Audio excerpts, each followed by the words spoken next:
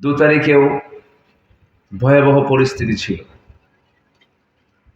আল্লাহ পাক আমাদেরকে একটা স্বস্তির নিঃশ্বাস ফেলার সুযোগ সৃষ্টি করে দিয়েছেন। সম্পূর্ণ কার মেহেরবানি বলুন তো? একটু জোরে বলুন, কার মেহেরবানি? আল্লাহর মেহেরবানি।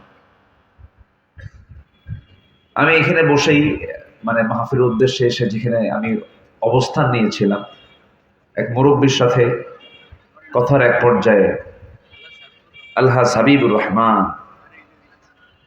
উনি বললেন যে আমি ওসির সামনে বসে বললাম, দেখেন আমার শুক্রবারের আগে আমি কোনো সময় দিতে পারবো না, কে আপনি মাহফিলটা আগে করেন। ঠিক আছে, মাহফিল আগে হোক। তো উনি বললেন, এই কথা ঠিক 1 বছর আগে এমনটা ছিল না। মাহফিল না হবার জন্য, মাহফিল বন্ধ করার জন্য, কোরআনের এই আওয়াজকে স্তব্ধ করে রাখার জন্য সকল পথ, সকল রাস্তা তারা তৈরি করেছিল। আল্লাহ তাআলা সকল পথকে ওদের রুদ্ধ করে দিয়েছেন, বন্ধ করে দিয়েছেন, সংকীর্ণ করে দিয়েছেন। কেন? এর কারণ হলো, কোরআন থেকে যারাই দূরে থাকবে ফাইন্না লাহু মাঈশাতান দানকা, আল্লাহ নিজে বলছেন আমি তাদের দুনিয়ার জীবনকে সংকীর্ণ করে দেব। আল্লাহর ওয়াদা কি মিথ্যা হয়? না মহাসত্য? মহাসত্য। তো যাই হোক, আমরা বসতে পেরেছি এমন জান্নাতের টুকরায় যেখানে বসলে শুধু সওয়াবই হয়, গুনাহ হওয়ার কোনো সুযোগ নাই। এখানে কি গুনাহ হওয়ার কোনো সুযোগ আছে? বলি আলহামদুলিল্লাহ, জোরে বলি আলহামদুলিল্লাহ, চিৎকার মেরে বলছি আল্লাহুম্মা ইন্নী আসআলুকা আল হুদা ওয়াত তুকা ওয়াল আফাফা ওয়াল গিনা। সবাই বলি আল্লাহুম্মা আইন্নি আলা যিকরিকা ওয়া শুকরিকা ওয়া হুসনি ইবাদাতিকা। আমরা আল্লাহ তাআলার শুকর আদায় করে দিলাম। সম্মানিত ভাই সব, আমার পূর্বে যিনি কথা বলেছেন খুবই ক্লোজ, আমরা অত্যন্ত বিনয়ী মানুষ, আমার ছোট মামার বন্ধু, সেই হিসেবে উনি আমাকে ভাগিনা বা মামা বলে সম্বোধন করেন, আমি তাকে মামা বলে ডাকি। আন্তরিক মানুষ। প্রত্যেকটি কথাগুলো ছিল মুক্তাখচিত কথা, অত্যন্ত চমকপ্রদ এবং ভারসাম্যপূর্ণ, হৃদয়গ্রাহী, অত্যন্ত সামাজিক প্রেক্ষাপটকে সামনে রেখে বেশ কিছু গুরুত্বপূর্ণ কথা তিনি উপস্থাপন করেছেন। আমি শেষ ক্লাসে এসে এই বৈরী আবহাওয়ার মাঝে আপনাদের কিছু কষ্ট আমি দিতে চাচ্ছি। আমি জানি আপনারা বসে আছেন, আপনাদের পিছন সাইডটা যেখানে বসে আছেন সেই সাইডটা ভিজা, কর্দমাক্ত এই স্যাঁতস্যাঁতে একটা আবহাওয়ার মাঝে কষ্ট করে বসে আছেন। একটু কষ্ট যদি দেই, কষ্ট পাবেন নাকি? এটা দ্বীনের জন্য, একটু কোরআন শেখার জন্য, বোঝার জন্য আমরা এখানে বসবো। আমরা এই মাহফিলটার সমাপ্তি টানবো হচ্ছে মোনাজাতের মধ্য দিয়ে। মোনাজাত হয়ে যাবে, মাহফিলের আমরা সমাপ্তি টানবো। আল্লাহ রাব্বুল আলামিন মাহফিলের শেষ অবধি, শেষ তক সবাইকে ধৈর্য সহকারে, মনোযোগ সহকারে থাকার তৌফিক দান করুন। জোরে বলি আল্লাহুম্মা আমিন। আমরা যে কিতাবকে নিয়ে আজকে বসেছি, যে কিতাবের আজকে আলোচনা, তাফসীরুল কোরআন মাহফিল, এক্সপ্লেন অফ দি হলি কোরআন। এই কোরআনের মাহফিল আমরা এসেছি। এই কোরআনের এই আয়োজন যারা করেছেন, এর চাইতে বড় আয়োজন পৃথিবীতে আর দ্বিতীয়টা হতে পারে না। সবচেয়ে বড় আয়োজন হলো কোরআনের আয়োজন, সবচেয়ে বড় উৎসব হলো কোরআনের উৎসব। এর চাইতে শ্রেষ্ঠ উৎসব পৃথিবীতে দ্বিতীয়টা নাই। এই উৎসবে আমরা হাজির হতে পেরেছি, আমরাও ভাগ্যবান, আমরা বড় ভাগ্যবান। সবাই কোরআনওয়ালা হতে পারে না, সবাই কোরআনের দল করতে পারে না, সবাই ইসলামকে ধারণ করতে পারে না, ইসলামী দল সবাই করতে পারে না, মুমিনদের অন্তর্ভুক্ত সবাই হতে পারে না। এটার জন্য তকদির লাগে, হেদায়েত লাগে। হেদায়েতের চাবি কার হাতে? আসতে বলবেন না, কার হাতে?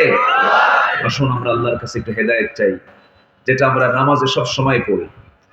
আল্লাহ রাব্বুল আলামিন বলেন, সবাই আমার সঙ্গে ঠোঁট মিলিয়ে বলুন, ইয়্যাকা না'বুদু ওয়া ইয়্যাকা নাস্তাঈন ইহদিনাস সিরাতাল মুস্তাকিম সিরাতাল লাযীনা আন'আমতা আলাইহিম গায়রিল মাগদুবি আলাইহিম ওয়ালাদ-দাল্লিন।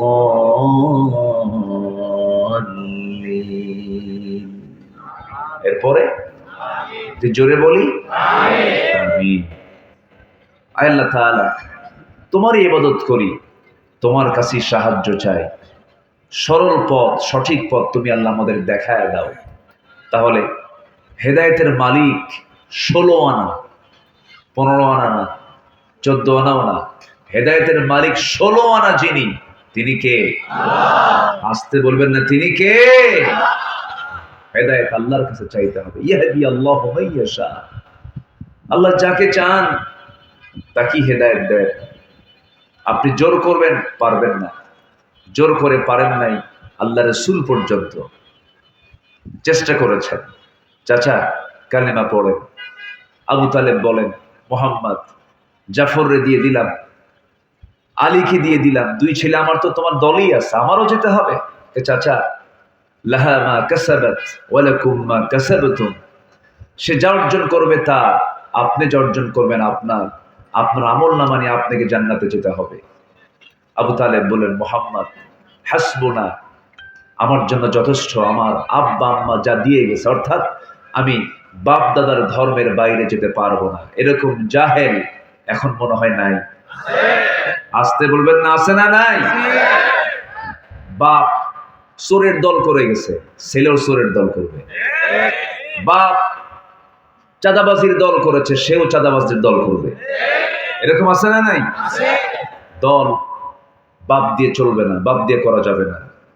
দল বংশীয় ভাবে করলে চলবে না, দল করতে হবে আল্লাহর নির্দেশনা নিয়ে। আল্লাহ যে দল করতে বলেছেন, যে মতে চলতে বলেছেন, যে পথে চলতে বলেছেন, সেই দল এবং সেই মতের পথেই আমাকে চলতে হবে। এর নামই হলো বান্দা। এর নাম কি? বান্দা। আমাদের মাহবুদকে আর আমরা কার বান্দা? আল্লাহ। আমাকে আল্লাহর নির্দিষ্ট পন্থায় চলতে হবে। এই কোরআনে কারীমের ভিতরে আল্লাহ তাআলা সবকিছু বলে দিয়েছেন, সবকিছু আল্লাহ পাক এর মধ্যে উপস্থাপন করেছেন। এমন কোন ইলম নাই পৃথিবীর যে ইলমটা এর মধ্যে লুকানো আছে, এর থেকে দূরে আছে। পৃথিবীর এমন কোন জ্ঞান নেই যা এর মধ্যে থেকে বাদ পড়েছে। সব আল্লাহ পাকের মধ্যে তুলে ধরেছেন। এটা হচ্ছে মাদার। এটা কি? মাদার, মূল। এটা সম্মানিত ভাইয়েরা, হেদায়েতের উল্টা পথ যেটা, হেদায়েতের বিপরীত যে পথ, এটাই হলো ভ্রষ্টতা। এটার নাম কি? ভ্রষ্টতা, দলালা। আরবিতে কি বলা হয়? দলালা। আর কুল্লু দলালাতিন ফিন না, প্রত্যেকটা ভ্রষ্টতাই জাহান্নামে চলে যাবে। তো হেদায়েতের উল্টা দিক হচ্ছে দলালা, ভ্রষ্টতা। তো কোরআনের দৃষ্টিতে ভ্রষ্টতার কারণগুলো কি, আজকে আমি এই বিষয়ে একদম নতুন একটি বিষয় আমি আজকে চিন্তা করেছি যে আজকে কোন বিষয়ে কথা বলা যায়। তো ভ্রষ্টতার কারণগুলো মোটামুটি আমি কোরআন থেকে খুঁজে খুঁজে একটু বের করে আমার এই ভাঙ্গাচূড়া একটু গবেষণায় 10টা কারণ আমি খুঁজে পেয়েছি। শুনতে রাজি আছেন তো সবাই? কেন, আমরা কি পথভ্রষ্ট হওয়ার জন্য শুনবো? মানে পথভ্রষ্টতার কারণগুলো কি এটা জানলে পরে আমরা হেদায়েতের রাস্তা আমরা ক্লিয়ার পেয়ে যাব, ওগুলো বাদ দিলেই আমরা হেদায়েত পেয়ে যাব। জোরে বলি ইনশাআল্লাহ, আর জোরে বলি ইনশাআল্লাহ। আমরা দুনিয়া নামক স্টেশনে আছি, একটা স্টেশন পার করে আসছি, সেটা হচ্ছে এই দুনিয়াতেই মারপেট নামক স্টেশন। আলমে বুতুন, মারপেটে ছিলাম আমরা কয় মাস? আসতে বলবেন না, কয় মাস? এতে কোনো সন্দেহ আছে নাকি? 10 মাস ছিলাম। এর আগে একটা স্টেশন আমরা পার করে আসছি, স্টেশনটার নাম যদিও আমরা জানি কিন্তু মনে নাই। মারপেটে ছিলাম এটাও মনে নেই। প্রথম স্টেশন হচ্ছে আলমে আরওয়াহ, রুহের জগৎ। সেই রুহের জগৎ আমাকে আল্লাহ প্রশ্ন করেছিলেন, আলাস্তু বিরাব্বিকুম, আমি কি তোমার রব নই? সেই দিন সেই প্রশ্নের জবাবে আমরা কি বলেছি? না না, হ্যাঁ। লা বলেছি না বালা বলেছি? বালা। আলাস্তু বিরাব্বিকুম ক্বালু বালা, আমি কি তোমাদের রব নই? সেদিন কি বলেছি আমরা? লা না বালা? বলেন, জোরে বলেন, কি বলেছি? বালা। হ্যাঁ, তুমি আমার রব। আচ্ছা, বলেছি যে, এটা কি মনে আছে? মনে আছে? মনে থাকবে কেমনে? মনে থাকার কোনো সুযোগ তো নেই আমাদের। মার পেটে ছিলাম, এটাও মনে থাকার কোনো সুযোগ নেই। কিন্তু মার পেটে ছিলাম, এতে কোনো সন্দেহ নাই। আমি বলেছি হ্যাঁ তুমি আমার রব, এটাও কোনো সন্দেহ বলে আসছে। তাহলে আমরা ওয়াদা করে আসছে, কিন্তু সেই ওয়াদা যদি আমরা ঠিক না রাখি তাহলে আমরা ওয়াদা রক্ষাকারী হব না ওয়াদা ভঙ্গকারী হব? ভঙ্গকারী হয়েছে। বলে আসছি যে এটার প্রমাণ হলো কোরআন। এটার প্রমাণ কি? কোরআন। এটা অস্বীকার করার কোনো সুযোগ বলে আসছে। তাহলে এই তুমি আমার রব, এই স্বীকৃতি, রববিয়তের স্বীকৃতি দিয়ে আমি পৃথিবীতে আসছি। যদি এই স্বীকৃতির খেলাফ কিছু করি, আমি ওয়াদা ভঙ্গ করে ফেললাম। আর ওয়াদা ভঙ্গকারী জান্নাতি না জাহান্নামী? জাহান্নামী। তো এই পথভ্রষ্টতার কোরআনের দৃষ্টিতে 10টা কারণ আজকে আমি পয়েন্ট আকারে একটু আয়াতকে সামনে রেখে একটা একটা করে পয়েন্ট আমি আপনাদের সামনে অল্প সময় আমি তুলে ধরার চেষ্টা করছি। ওমা তাওফীকি ইল্লা বিল্লাহ আলাইহি তাওয়াক্কালতু ওয়া ইলাইহি উনীব।